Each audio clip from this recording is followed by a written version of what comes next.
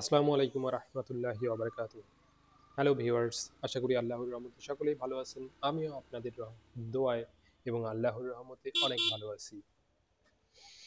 Viewers, আজকে যে বিষয়টা লক্ষ্য করা যাচ্ছে সেটা হচ্ছে ফেসবুক এবং ইউটিউবের যে নিউজ ফিডগুলো আছে সেগুলোতে দেখা যাচ্ছে যে আলেপ উদ্দিন, তিনি একজন র্যাব কর্মকর্তা ছিলেন, যিনি পুলিশ থেকে র্যাবে কার্যক্রম পরিচালনা করতেন আর কি। এই আলেপ উদ্দিন, ইনি যখন র্যাবে ছিলেন তখন তিনি কয়েদি বা বন্দির স্ত্রীকে, রোজারত স্ত্রীকে, রোজা ছিলেন সেই স্ত্রীকে রোজা ভাঙিয়ে তাকে ধর্ষণ করেছেন। তাহলে আপনি একটা জিনিস চিন্তা করুন যে একজন রক্ষক সে যখন ভক্ষক হচ্ছে তখন আমরা কোথায় গিয়ে দাঁড়াবো, এবং এগুলো কি কোনো ধরনের বা কোন পর্যায়ের কর্মকর্তা বলা যায়, তাদেরকে কিভাবে বিভিন্ন সময়ে প্রশংসিত করা হয়েছে। যাই হোক, সেগুলো বিষয়ের দিকে যাব না। তবে আলেপ উদ্দিন, সে যে বর্বরচিত কাজ করেছে তার জন্য সাজা হওয়া দরকার।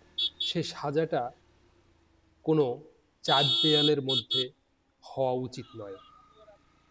আমার মতে এই আলেপ উদ্দিনের সাজা হওয়া উচিত জনসম্মুখে। সেটা হয় তার গদ্দান কেটে, নয় তার নুনু কেটে।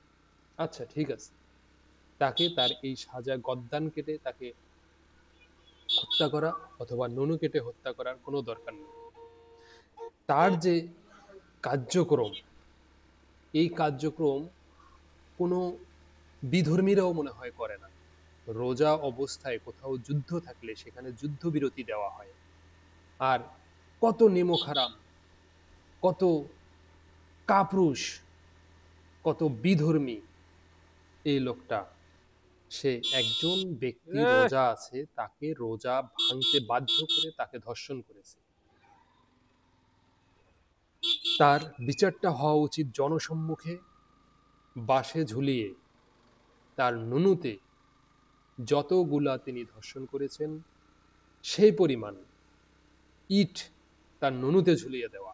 তার নুনুর শক্তি কত সেটাই যাচাই করা হবে, পরীক্ষা করা হবে, এবং সেভাবেই তাকে শাস্তি দিয়ে দিয়ে মৃত্যুদণ্ড কার্যকর করা উচিত। একজন মানুষ কতটা নীচ হতে হতে পারে, একজন কর্মকর্তা, ঊর্ধ্বতন কর্মকর্তা একটা প্রতিষ্ঠানের, তার নির্দেশে অনেক কিছু হয়, সে কিভাবে এত কুরুচিপূর্ণ কার্যক্রম করতে পারে। এই সকল বিষয়গুলো বিচার হওয়া দরকার।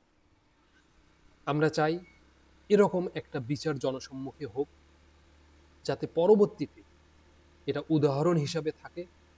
এই উদাহরণকে সামনে রেখে আর কোনো পাপী যাতে এ ধরনের কোনো পাপ কার্য করতে না পারে, এবং দায়িত্বরত অবস্থায় থেকে কিভাবে এ ধরনের অপকর্ম করতে পারে সেটারও শাস্তি হওয়া দরকার। তার শাস্তি তো একটা হয় না, আসলে তার শাস্তি অনেকগুলো। সে ধর্ষণ করেছে, সে কাউকে বা কারো ধর্মে আঘাত এনেছে, সে তার ধর্ষণের কারণে উক্ত কয়েদির স্ত্রী মানসিকভাবে ভেঙে পড়ে একটা সময় তিনি অসুস্থ হয়ে মারা যান। সে এই মহিলার মৃত্যুর জন্যও দায়ী। তাকে বিভিন্নভাবে দায়ী করে তাকে জনসম্মুখে শাস্তি দেওয়া উচিত, এবং এটাই হওয়া উচিত বলে আমি সবার মতামত আশা পোষণ করছি। এটা যাতে আর না হয়, এরকম কার্যক্রম যাতে না হয়, সেরকম নজির স্থাপন হওয়া উচিত। ভালো থাকবেন সবাই। আসসালামু আলাইকুম। দেখা হবে আবার কোনো একটা বিষয় নিয়ে।